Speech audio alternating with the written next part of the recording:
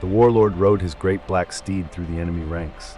Scores fell to his arrows, each shot placed true in heart or eye.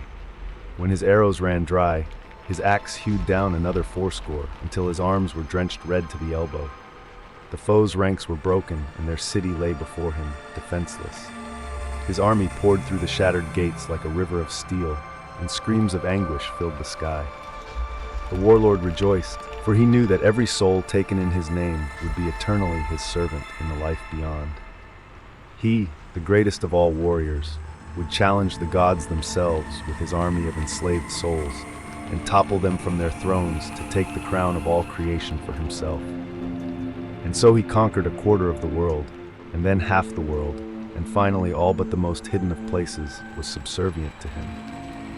The emperor, as he called himself now, died in his 150th year, and when he was buried 1,000 virgin scions of conquered dynasties were sacrificed to serve as his vanguard into the life beyond. He passed through the twilight fog and the obsidian gates, and found himself in a vastness of white light. His voice rang out across the shining plain, demanding his servants to come to him so he might challenge those who ruled here. A chorus of voices rose, first quietly, then loud as a torrential waterfall. The murderer, the one who ravished me, the cursed one who burned our lands, they clamored. The emperor bellowed at them, demanding obeisance, but his lone voice was as a candle flame in a forest fire. He moved to strike the insolent slaves, but in the life beyond there was no flesh to chastise.